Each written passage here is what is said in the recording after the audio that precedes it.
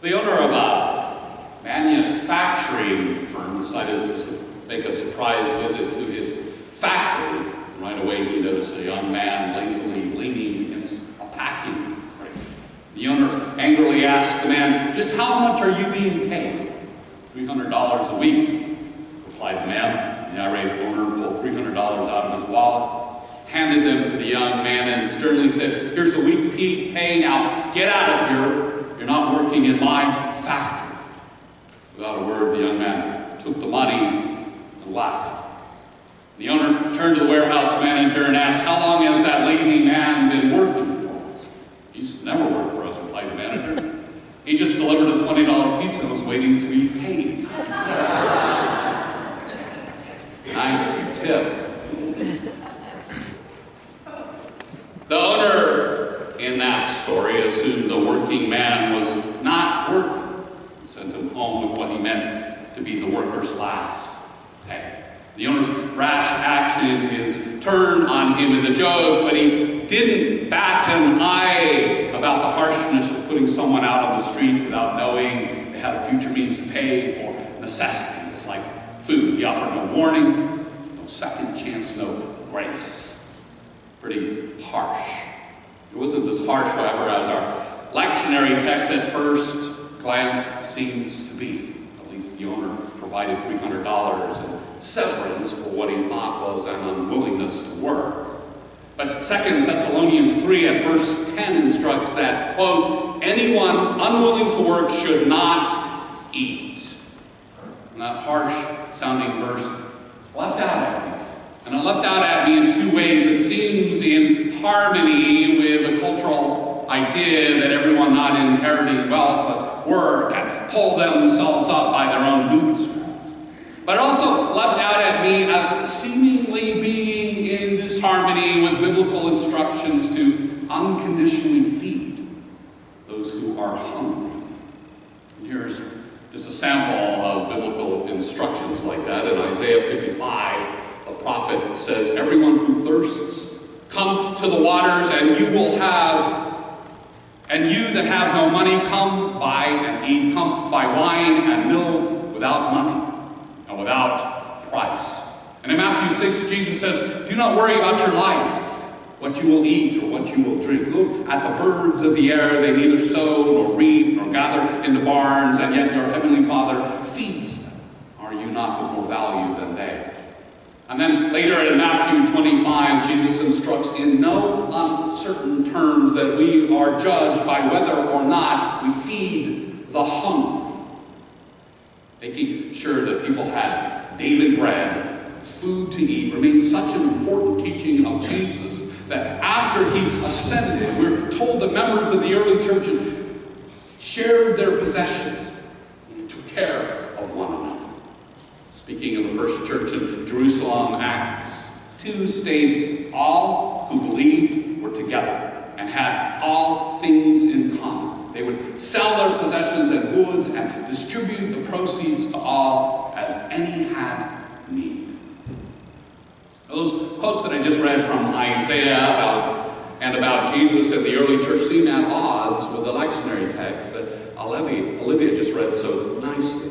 They seem at odds as well with the cultural ethos about pulling ourselves up on our own. And the culture class is so great, I suspect some in our culture might even mislabel as socialism the biblical instruction to provide food to the hungry without condition. And I say mislabel as socialism because socialism, according to the Oxford Dictionary, is an, quote, economic system in which the means of production are controlled by the state in. Socialism is not about religious practices. It's about the rules of government over economic systems. Isaiah and Jesus and the early churches feed the poor instructions are about religious practices and systems of living in a way that adhere to the rules of the realm of God, not to the rules of the realms of humankind. Those instructions are not about socialism. They're about righteous behavior, spiritual and religious practices, Jesus' way of best being. But all of this raises a number of questions. What do we do today's lesson that reads, anyone unwilling to work should not eat. Does it conflict with Isaiah, Jesus, and the early church, or what? Is it applicable to us today? This idea that anyone unwilling to work should not eat a good personal faith, a church-wide pause. What does it mean? How might it play out? Well, first of all, let's admit it makes us uncomfortable on both ends of the spectrum. Even as we want people to eat, we want able-bodied people to work if they can get a job to sustain themselves. Most of the adult population has no other means to eat than to work. So mostly, anyone not working will not be fed unless those who work provide the means to them to eat, which circles back to the instructions in the Bible that I read about providing food to the hungry. There's another bit of conflict, not all clear from just reading our lectionary text. In 2 Thessalonians chapter 1, the author claims to be Paul. Many scholars think it's not likely that Paul wrote 2 Thessalonians. Back when it was written, it wasn't frowned upon for the followers of a person to pen things in their name as a form of honor. Sort of like dedicating a writing to someone today, except the whole work was given over, making it completely in the honored person's name. So the author of 2 Thessalonians wasn't trying to be deceitful. He was trying to honor Paul, to continue what the author thought would be Paul's advice. Now, for a lot of us, since the words are not Paul's, they are suspect. They have a taint of falsehood to them, and of course the authority and wisdom of Paul is not readily present. While it certainly is problematic for those who subscribe to modern Christian doctrines of literalism, inerrancy, and infallibility of the words in the Bible, it doesn't necessarily mean that the particular teaching is wrong or that it's in conflict with Paul's real teachings. Well, some pseudo-Pauline texts conflict with Jesus, the Bible, and Paul. Some don't. They should all be approached with caution. Tease out whether they have value and truth in line with Jesus' love-centered teachings. And a careful approach to our lesson today suggests the real problem with the verse is not that it was written by a well-meaning impostor, but that the instruction, anyone unwilling to work should not eat, is misread and misused and taken out of context. Those wanting an excuse to not unconditionally feed the hungry in the world, as the Bible instructs, erroneously claim the verse gives them that excuse. But the verse does not say don't feed people unless they literally work. It says anyone unwilling to work should not eat. The words do not literally apply to those unable to work or find work. They do not apply to those who work but are not paid enough to afford necessities. Moreover, the verse was penned to address a very narrow issue involving a small group of people in the church of Thessaloniki. Paul actually did express similar concerns in 1 Thessalonians, a letter he really wrote. He wrote it to the same members of the church. So here's what was going on. Paul's churches were set up so its members would care for one another in difficult times. In the Roman Empire, the vast majority of people were paid barely enough to live hand to mouth. They could easily lose whatever paid work they had. Imagine the vast majority of our population working at today's minimum wage jobs, vulnerable to the whims of owners and markets and the lack of sufficient funds. That's sort of what it was like. They just could not get ahead, and they could very easily fall behind. And this made the acquisition of daily bread a constant, daily worry. And so Paul set up Christian share communities so that if some couldn't work or find work for a period of time, those who had enough would share with them. While the sharing was intended to help those unable to work or find work, or those who had enough for necessities, some able-bodied members took advantage in the share community churches, choosing to not work and kick back, freeload off of other members' work in good graces. As theologians John Dominic Crossan and Marcus Ward put it in their book, it's a great book called The First Paul, quote, some people were attracted to such communities because it's a good deal. They got to be taken care of. End quote. And Crossland point out that it's in that context that the author of 2 Thessalonians wrote, anyone unwilling to work should not eat. In other words, it was written about church members purposefully choosing to not work and contribute. Basically, cheat the church and the shared community church system. Here's how Crossland worked. Sum up verse 11 in that context. The text has sometimes been quoted by Christians to justify an economic policy that those who do not work should not be taken care of.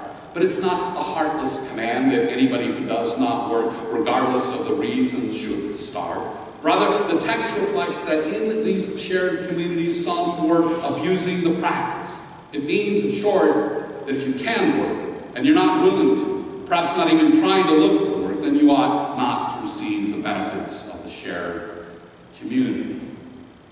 As a rule, American churches, including this one, are not literally shared community churches like the one that Paul set up for the Thessalonians. And while we are one of the most generous congregations I have ever been associated with or even heard of, we do not, as a rule, cover all food costs for members who cannot work. We help members and friends and people we do not know in many, many ways of time and treasure and talent. We volunteer and donate resources to nonprofits. We serve hot meals with no question asked. We help with necessities, but not for weeks on end of unemployment. We're never set up for that. I don't know any denomination with an American church that has that. So the instruction that anyone unwilling to work should not eat does not literally apply, since the context of shared community church is missing. But we can still metaphorically apply the concept in our context, at least with respect to spiritual nourishment. Although modern churches are not the same sort of shared community address and lesson, feasting on the word commentary on our text suggests we can still find it applicable to spirituality. The commentary suggests we read it to mean anyone unwilling to do spiritual work does not get spiritual nourishment. In that way, the commentary points out that the admonition, if you will not work, you cannot eat, becomes descriptive rather than prescriptive. If you do not read the Bible yourself, if you do not have your own prayer time, no one else can do it for you. You will not be fed, you will not grow, you will not mature as a Christian. In my experience, that's very true. Participation in church, whether as a formal member or a friend or a visitor, is not very effective when there is an unwillingness to do spiritual work because it leads to a lack of spiritual nourishment and growth.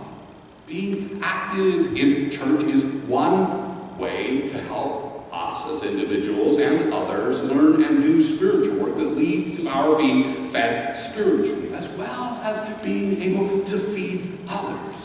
And I love that this lectionary text came up today when we were holding a class at Eden for new members, for anyone interested in learning how to formally join the church. If you haven't already signed up and want to attend, let me know at the social.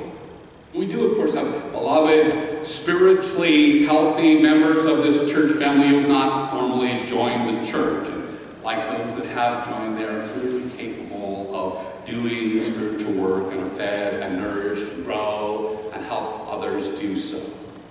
This isn't a pitch to pressure anyone to formally be an official member. We love everyone in this church family. What it is meant to suggest is that we appreciate that anyone who's unwilling to work spiritually will not be fed spiritually. And not because God, Jesus, or anyone in this church has decided not to feed any person, but because the only way to get spiritual nourishment is for individuals to choose to do the spiritual work together.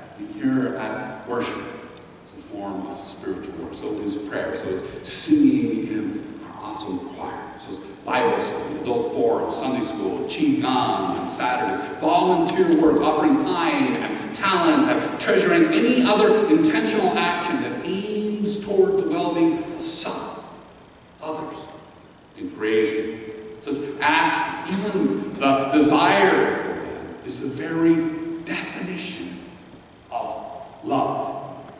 And love is God. And knowing that, and believing that, and loving God and being loved, all of that nourishes us spiritually. It takes work to be spiritually fed.